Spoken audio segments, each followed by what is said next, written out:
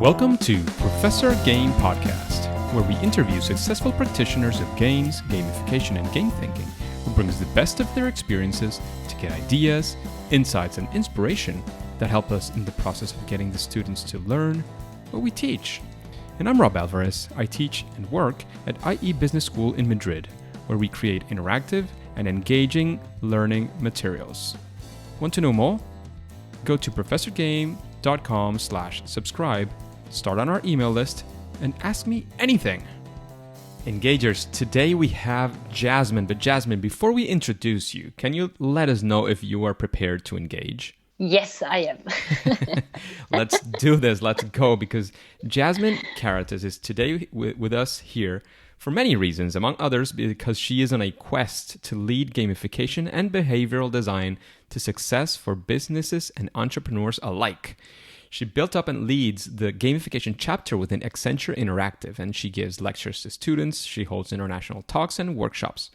She is trained as a product designer and is armed with years of experience in service design, as well as founding her own startup, which is called Myndset, but not Mindset as you hear it normally, but with a Y in the middle, where she follows her ambition to help her clients add passion, value, and emotions to her ideas and to their ideas and solutions. So, Jasmin Karatas, did I get that last name right? Yeah, that's right. You completely spell it right. So it would be pronounced Karatas in German, but in English it's very good pronounced. Perfect. Fantastic. So is there anything else that we're missing to get to know Jasmin before we get started? I don't know. I say as well, I'm really an enthusiast in gamification, or I call it now a little bit like emotional design. And some call me evangelist. I don't know why, but somehow I can inspire people. So that's maybe a superpower on my own. I don't know. We will see if I am or not. We'll find out in time. Time will tell. Time will tell. Absolutely. So, Jasmin, as you work you have both Mindset and I believe you are also in Accenture, is that right? Yes, I'm also working full-time at Accenture. So what does a regular day with Jasmin, with all this madness, look like? How do you manage all these things? What does a day look like? I have a perfect team working with me. So I have a lot of people around me who help me to succeed, I would say. So within Accenture, we have those regular days where you are at the client and help your clients to succeed and give them hints and develop with them together, like new things, either in customer experience. So I'm not just working in gamification, but as well in customer experience or user experience strategy or whatever, to help our clients to get evolved and train them and coach them.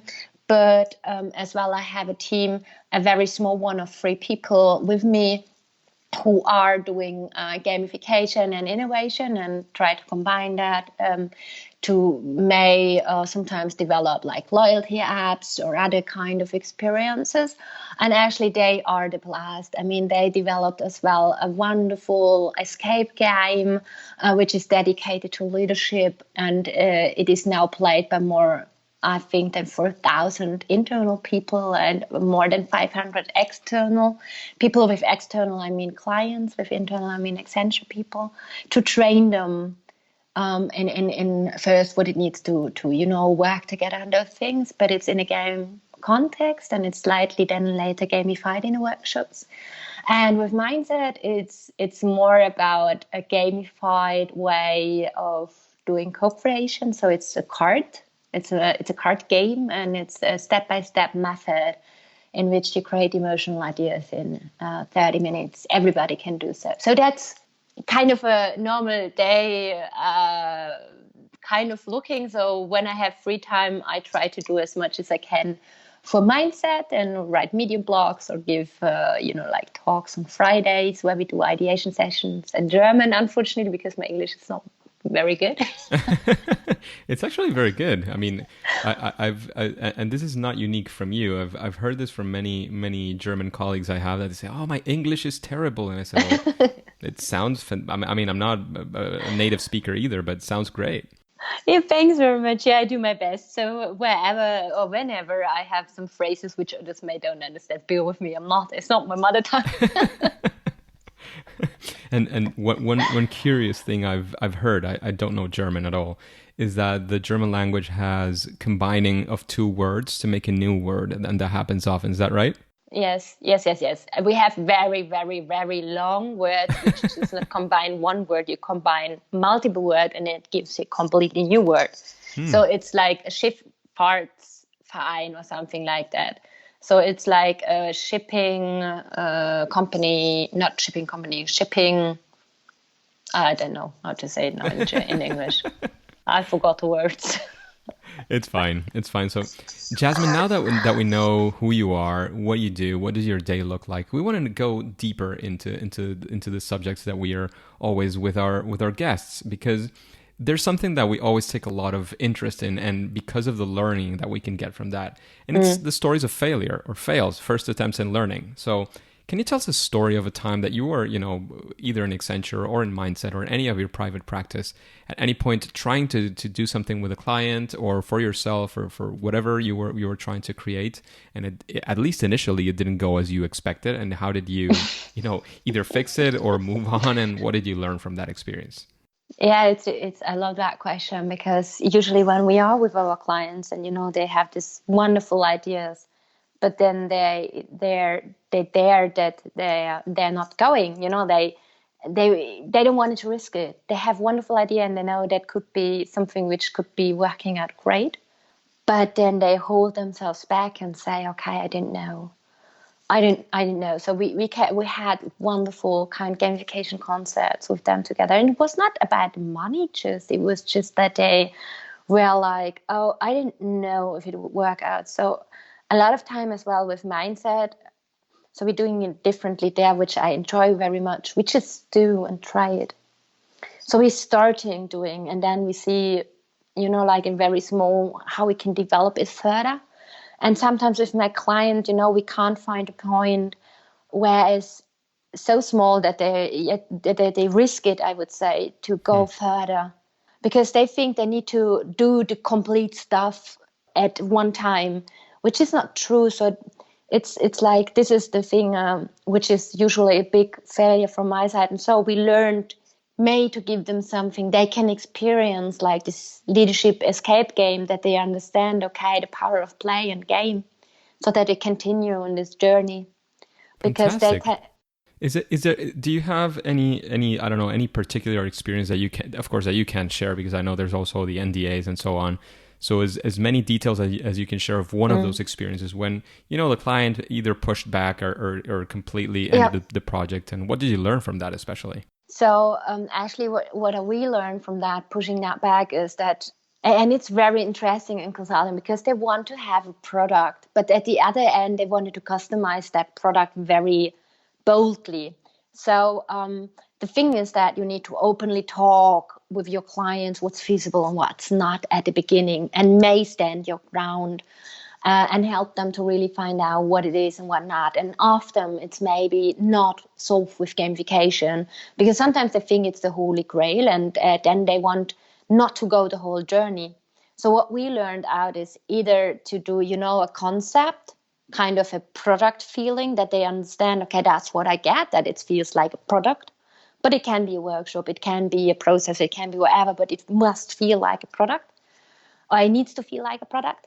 And on the other hand, then you can customize from that point on, because they need something to, like understand, get the point, and, then decide, okay, what do we need to change to adapt it? Because if you're going with a fixed product, like some of the gamification systems we are seeing, which you then cannot may adapt, it's hard to for them then to say, but it needs to work with that technology, and that technology. And then you say, okay, but then we need as well to customize, we need to build it on our own. And they say, okay, but then that costs money, right?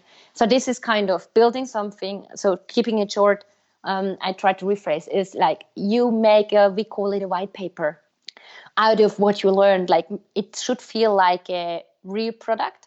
So it can be a process or whatever, but it's something like they can hold in hands. You explain them, that's what you get, but give them the possibility, okay, to discuss on it what you can and need to change. So you're not building a full-fledged product, but it's more the concept of a product you're presenting to them. And that works usually quite good. So they understand the product that you're presenting to them before, of course, building it, which is also an investment. Yes, and so you can work together on this product, because usually, as you know, we are not a product company per se. So we're not selling products, we are selling consulting in Accenture. And so when we're building something, it needs to work with the client, and then we can see who we need to, go with us on the journey to make it happen for the client. So it gives us some opportunity spaces that we can go into with our ecosystems. That's great. That's great. And is there, in that same route that you're taking now, is there a story of success? Like, you faced a challenge, you solved it using gamification. Can you tell us that story? And of course, what do you think were the keys to your success? Mm-hmm. So the thing was that, especially when we were talking of an old change process, which were usually with a lot of workshops and a playbook. A playbook is not a playbook in that sense. So it's not, we call it playbook. So it's more like, okay, this is what you need to do and so on and so forth. So it's not cool. It's just called playbook or cookbook, or how you wanted to call it, with all the fancy names. And we were there with the client together, and they asked us to do another kind of workshop. And before we could do that, we would need to go into, okay, that's the concept. So we looked at what is their change journey, what would they need, and then we came up with a gamified in a day, live in a day of. So they played, because they needed to learn something new, and it was globalized, and they needed to know what Japan is doing and the Brazil sales and whatever. So either to tell them, we let experience them in mini games. And before we could kind of sell it to them, we would need to give them the concept and would say, this is what we plan to do with you. We would need to revisit that back. And it was a tremendous success story, because those people then, beforehand, they didn't want to go into this change journey. And then afterwards, because we made a survey, 9.4 people are more excited to open up for the change and want to know more about the people working and how they're working and how they could combine it with the strengths together. And so we did end up with multiple workshops which are gamified at the end, because they could see the value of it instead of just doing any kind of new learning sessions, And this was a tremendous big win as well for the account and for Accenture, because we could show that we do things differently, and it has a tremendous effect on the client and the people, because they talked to each other. That was the first time they really opened up and had fun and understood that it's important what they're doing, and that the future is important. This change is important. What the company's going through. And what would you say was a key, something that you'd say, well, if we didn't do this, we would have probably failed? Something that you feel was very important in this situation? So it was very important to give it a try, to convince the client that it's really worth it, because they were really like, oh, I don't know if that really work out. So the management level. So we gave them something to say, okay, this is what we would do. So giving them the concepts and say, okay, just let's try, and giving us, because they already know that the other stuff didn't work out. So the key was really to have a good relationship and give them something they can, hold in hands and understand what we are doing there, why we are doing it, and what the outcome is. And then what was really key afterward was that the people actually really gave us the feedback, the really positive feedback, and they could see the shift immediately in the mindset, to be frank. So the people were smiling and were very, very positive at the end, and left, this workshop not with a wasted time. Now they said, I want more. And this was really the key turning point that we ended up in doing more of these gamified workshops later on. Fantastic. And when you face one of these challenges, one of these projects, one of these clients, and you want to use gamification, is there a series of steps, a procedure? How do you start a project, and what are the steps you go through? Can you share with us as much as you can from your process? Sure. So what we usually clients kind of come to us with, I want to have gamification, but a lot of times they're ending up with these point badges and leaderboards. So then we go back and say, okay, this is what you could do, but this is how we do gamification. So we have an offer.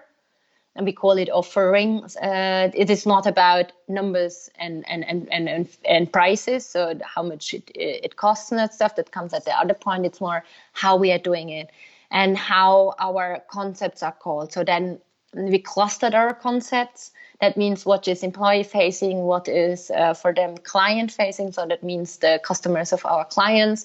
What do we have there? So that, and it all has a name. It all feels like a product. We explain a little bit of gamification, what it is, what we do, and then we're starting a discussion point, what would fit for that purpose. And then we're going into this discussion, okay, what would we need to solve this? Like sometimes they're coming with a simulation game, sometimes they are coming with a change journey, sometimes they're coming with loyalty apps. So it depends on what the client is asking. But if they're asking in gamification for general, we have something like to give them out and give that they can name it and come then back to us and say, okay, that's what I wanted to do. And from that point, we're starting on, as I said, discussing and shaping it to their needs. And then we're going into the ecosystem and would look, okay, what we're having within Accenture and what we need to buy maybe from outside as well. We would need to take a look at their technology because a lot of things are integrated at this certain point into maybe their SAP system or in their HR whatever thing or in a data lake or so these all are restrictions we are having. It's a little bit different maybe for us than for others because as we are an IT consulting company within Accenture, it's always like the demand that we understand the ecosystem of these big companies and then we can integrate. So usually it's not a standalone solution. Sometimes it's a standalone solution, but most of the time it's an integrated system. Interesting. It's a very new perspective for, at least for me and from what we've always heard from our guests, because of the element of integration. It sounds... Yep. I mean, it does make a difference. It's not just something that you put there and you put it out there. It has to be within another system. So that yes. Part of the integration makes some more complex decisions have to be taken as well. And that is what makes it sometimes, because when they go to other companies, they say this is the product and you can integrate with whatever. Or maybe then they find out it's not working because it cannot be integrated. And we need to look at really all the stuff and would need to ask, okay, because they're expecting it from us, what is the data? Then as well with GDPR, we need to take a look if it's like personal data from the employees. How do we hashtag them? If it's going into a AI, artificial intelligence system, which is, like a bot or algorithms and stuff. So we need to look that, like we keep compliant, but on the other hand, that the gamification kindness is working. So we're not selling products, as I said, per se. We are selling concepts which are then integrated in certain kind of ecosystems. It's very complex sometimes. So Jasmin, as many of our listeners might know by now of the Engagers, you are going to be a speaker at Gamification Europe. And I'm mentioning this at this point because I'm going to ask you if you have any, any best practices or any elements or strategies that you think any gamification would benefit from. So I want to keep it clean so that you don't reveal anything that's going to be in your talk, still at least. In Gamification Europe. So do you have any best practice that you'd like to briefly refer to? Yeah, it's, we say always it's all about experience. But at the end, what is experience? Because it is very, very broad, this so-called user or customer experience. But what is gamification doing for experience? And this is what I wanted to, talk a little bit more about it. Is it really this magical stuff or what it is? Is it truly what is happening there? Interesting as well. Hey, Engagers, this is a quick break because, as some of you might already know, Professor Game has partnered with Gamification Europe as media sponsors once again for 2019's conference in Berlin. We have also managed to secure a 10% discount for the Engagers to attend to the conference. To collect your discounted tickets, all you have to do is go to professorgame.com/gamificationeurope. If you do, you are not only getting a special offer, you're also supporting Professor Game through this affiliate link. As you know, Gamification Europe is a growing conference in its third edition and quite an exciting as well as a unique opportunity to get to meet top experts in gamification from all around Europe and the world. So you can get to meet many of the speakers and the people who have been interviewed in Professor Game Podcast. And if you haven't already, I'd also love the chance to get to meet you in person because of course I will be there. If this also sounds engaging for you, then just click pause, go to professorgame.com/gamificationeurope and get your discounted tickets. Shifting a bit the focus now from your practice and how you do gamification and all of that, we want to know, Jasmin, what is your favorite game? Actually, I have a lot of favorite games, but coming back, when I'm thinking what usually I'm playing while work, especially as well, is this, I don't know if you know that game, it's a pen and paper and it's on this Karo sheet. So now I need 2 square sheets with this, with these little boxes. I don't know, not lined. How is it called in English? I think it's squared sheets. I think so, yeah, okay, but I'm not sure.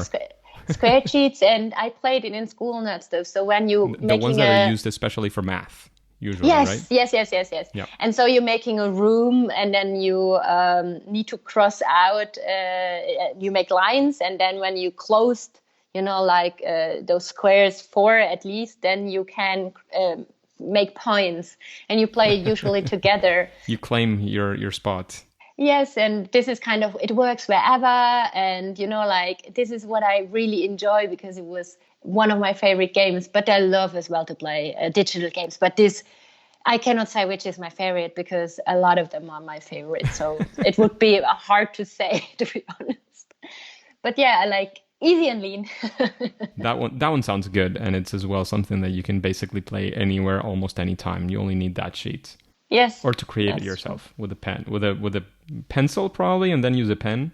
Yeah, a pen, because a pencil you can probably putting it out, but it's a pen that you cannot erase it, so you really can mark that's my square. No, yeah, but that's it. I love that very much. So Jasmin, what would you say? I mean, after listening to these questions, getting a jazz of what the interviews are about, is there somebody that comes to your mind that you would like to listen to in an interview like this one in Professor Game? Yeah, actually, I thought a lot about that. I would love. Now the name, always the names. I would love to hear somebody who's called Ernst Fehr. It's a brother of Gerhard Fehr. He's a economist, behavioral economist, and he writes a lot about behavior and those stuff. So it would be nice to hear his part in there, but I don't know if he is interested in something like that, but his brother is. It was just very interesting to hear, outside of that, what they think about this gamification stuff and things. Because most of the time when I talk to people who are related, like this behavioral economics, or as well other people who are neuroscience. People or biological things there, then, they have a very different point of view, and I like it very much. Neuroscientists, especially for people who are into gamification, are always interesting. Oh, yes. Oh, yes. Absolutely. So I'll have to ask you at the end of the interview to spell me out that name, because I'm sure I'm not going to get it right if I just take it from the audio. Yeah, that's fine. So, Jasmin, also in the same sense of recommendations, what book would you recommend to the engagers to read and why? Actually, I thought Ready Player One. It is not a scientific book. Why do I say Ready Player One? It's for me, it was a really eye-opening book, and maybe it's good to read it before you go on this wonderful event, which is called Gamification Europe, because it is very important for me, and it opened up for me a new kind of thinking, because I think Ready Player One, it has a tremendous and an interesting point of view how game and virtual reality and this stuff is combined later maybe in the future, and why people are triggered so much by playing games, even if they are still living in a reality. But why are they there? Because maybe reality is broken, which leads me to my first book I read. But I don't want to recommend it that much because it's probably the most recommended book. There you go. There you go. And Ready Player One is also a movie, but Jasmin is here talking about the book. Yeah, I don't like the movie. Sorry, the movie is not good. I've heard everything from loved it to hated it. So read the book, don't look the movie. Or look the movie and read the book. Do both. You can do both. Absolutely. Absolutely. Yeah. So Jasmin, we've been talking about other people's, about the process, about your clients, but I would like to know, and you mentioned something at the beginning which might be a clue for this question, and I would like to know, what is your actual superpower in gamification? Actually, I think to inspire people. So the evangelist. Yeah, the evangelist. I think that's my superpower. If you wanted to call it like that, yes, I think that's truly my one. There you go, Jasmin. So the superpower of the super evangelist, Jasmin Karatas. And before we end this interview, as I mentioned before, Jasmin is going to be in Gamification Europe 2019, which is going to happen in Berlin early December, if I'm not mistaken. It's 9 and 10 of December. Yep. I said October. Sorry. Yeah. Oh, no, I didn't even realize, so it's fine. December. Perfect. Yeah, because I'm sometimes really struck up with the 10th and then December. That was mixed in my head. Sorry. So we hope that you can join us, because I will also be there in Gamification Europe in Berlin. Hopefully you engagers can join us. I hope we can meet there. And of course, if you're still not completely convinced of going, I would like, Jasmin, for you to tell us what your talk is going to be about, and to tease us a bit, so that people who are going are even more excited about going. Those who are still on the fences can decide and say, yes, I'm going to this event because I think it's fantastic. So can you give us a quick, 2-5 minute pitch? Yeah. So as I give a glimpse earlier, it's really about experience design equals or not equals experience design. Because we are living now in an era where agencies and a lot of companies claim this experience design to be theirs. But what is then gamification? Gamification is as well building an experience. So it feels a little bit like that it's the Harry Potter, of the experience design. Because, he was forced as well to living under a staircase, never, we're going out or into the world and stuff. But he got one of the powerful magicians in that story. And let's see, right, what experience technology and gamification has in common, and what it may have to do with Harry Potter and stuff. We will see. But that is what I will say, because sometimes games feel like magic. Wow, that's a very good teaser. Now I'm even more excited about Berlin. Can't wait. Me neither. So Jasmin, is there any final quick piece of advice you want to leave the engagers with? Then please let us know where we can find you in the world of the internet, and then we'll say it's game over. Perfect. So I just wanted to give the advice why I started Myndset. It's stop consuming, start creating. So don't hold back. Just do something. If you're into gamification, try it out. Build something, because I think that's the most valuable thing you could do. That's my advice I wanted to give to the world, if I might like to. And you can find me wherever. Putting my name in social media, I think you will find me. Jasmin Karatas. I'm on Facebook. I'm on Twitter. I'm on everywhere. Or you can look for Myndset. You will as well find it's with an how you say Y in the middle, not with an I. And as well for that, we are everywhere. So as well, I'm on Instagram. So I'm really everywhere. So if you're still unsure which of those you want to pick, you can always go to professorgame.com, type in Jasmin, you'll find the show notes, and you'll get all of those links, and you'll decide where you want to find Jasmin, or if you want to find her in every single one of those places. And Jasmin, just a small adding I would like to add to your advice.